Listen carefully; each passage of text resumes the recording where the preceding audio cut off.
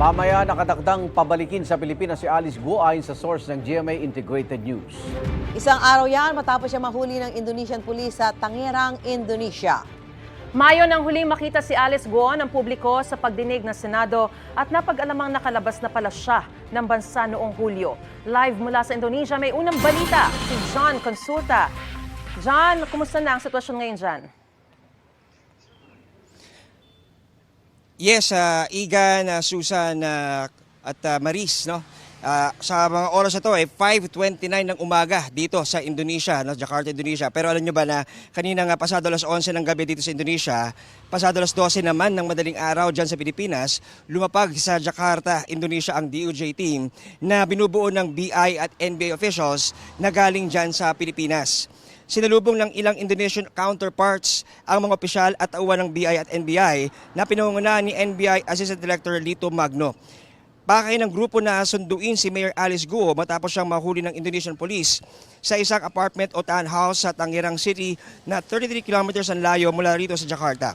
Ang objective ng DOJ team ay gawin ang prosesong ginawa kina Cassandra Ong at Sheila Guo na pagdadala at pagpoproseso pabalik ng Pilipinas.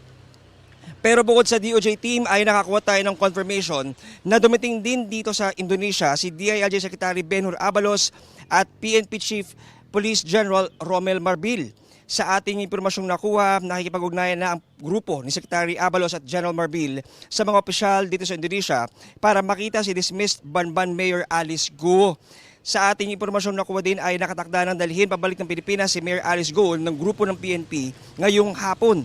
Pero aalamin natin, no, Igan, Susan, Maris, kung ano ang magiging final na setup at kung matutuloy ito at kung ano nga ba yung magiging pinaka masusunod na plano kung paano nga iuwi itong si Mayor Alice Guo pabalik ng Pilipinas. Maris.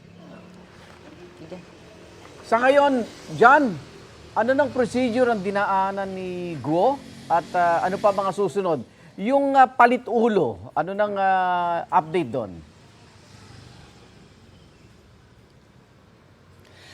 Igan, bali doon sa proseso ay ang alam natin ay nagawa pa lang after ng arrest dito kay Alice Guo sa Tangerang City ay puro Indonesian police lamang ang may hawak ng kanyang kustodiya, no? At isasailalim pa siya sa proseso dito sa Indonesian immigration sa loob ng araw na ito. So whether ngayong umaga o mamayang tanghali, yan ang ating babantayan.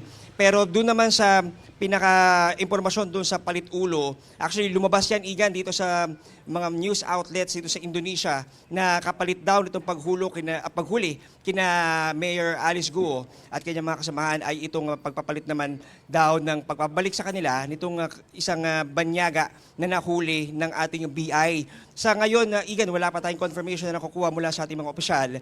Pero isa yan sa ating mga aalamin sa oras na magkaroon na ng pagkakataon na makausap at maitulak na yung mga proseso dito. Pero ang maliwanag, Igan, ay talagang pursigido ang mga elemento ng ating pamahalaan, law enforcement ng NBI, ng BI at PNP para talagang makuha na itong si Mayor Alice Guo at madala pabalik dyan sa Pilipinas para maharap na itong kanyang mga warrant sa Senado at patong-patong na kaso, no? Kakabila na nga dyan itong money laundering case na hinihain ng NBI laban kay Mayor Alice Guo. Igan.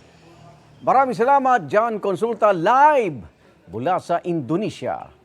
Mga kapuso, para una ka sa mga balita, mag-subscribe sa GMA Integrated News sa YouTube. Sa mga kapuso abroad, subaybayan niyo po kami sa GMA Pinoy TV at sa www.gmanews.tv.